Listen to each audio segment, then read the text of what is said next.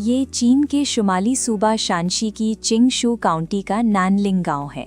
यहाँ तैनात जांग शूचाई वाहिद निगरान की हैसियत से पहाड़ी चोटी पर कायम वॉच टावर में खिदमत अंजाम दे रहे हैं। 在目前我们必须得观察。 मुझे रोज़ाना अपने आसपास के हालात और माहौल का मुशाहिदा करना होता है। गुज़श्ता 2 रोज़ में सब्ज़ा पहले ही नुमाया होना शुरू हो गया है। दर्जा हरारत बढ़ रहा है और पौधे आहिस्ता आहिस्ता हरे हो रहे हैं। हर 2 घंटे बाद मैं इस लॉगबुक में अंदराज करता हूँ। जो भी मुशाहिदात या मसाइल सामने आते हैं उन्हें लाजमन तहरीर की शक्ल देना होती है। 62 साला निगरान आसपास के पहाड़ों का रोज़ाना गश्त करते हैं। मैं रोज़ाना कम से कम एक बार ज़रूर गश्त करता हूँ ताकि गर्दो नवाह पर कड़ी निगाह रख सकूँ। अगर कोई चरवाहा या इसके अलावा कोई भी गैर मामूली चीज़ दिखाई दे तो मुझे उसका पीछा करना पड़ता है। ये मालूम करना होता है कि वो कौन है, कहाँ से आया और इस वक्त क्या कर रहा है। इस तरह ये यकीन हासिल किया जाता है कि कोई सिगरेट तो नहीं जला रहा और आग तो नहीं लगेगी। जांग का कहना है कि वो एक साबिक फौजी हैं और एक लंबे अरसे से पार्टी के रुकन हैं।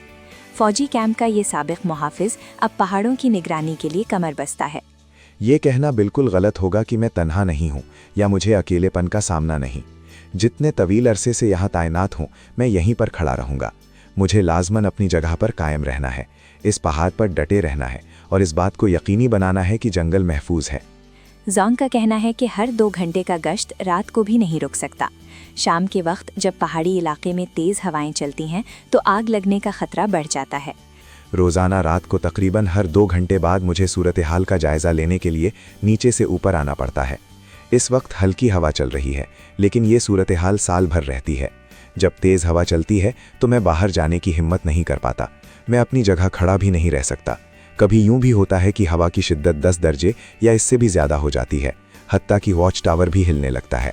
जांग सुबह 4 बजे सूरज निकलने से पहले ही दोबारा निगरानी के काम के लिए उठ जाता है। दिन निकलने के बाद जांग की अहलिया अपने नन्हे पोते के साथ अचानक वहां पहुंच जाती हैं। जब आप गश्त के लिए बाहर निकलें तो अपनी टोपी पहनना मत भूलें। हम दादा के लिए खाने पीने का कुछ सामान लाए हैं क्योंकि उन्होंने कहा था कि उनका गोश्त और डम्पलिंग्स खाने को दिल कर रहा था। दोपहर तक सूरज आसमान पर बुलंद हो चुका है। जांग ने बेलचा अपने कंधे पर उठा लिया, दूरबीन पकड़ी और दोबारा पहाड़ों की तरफ रवाना हो गया।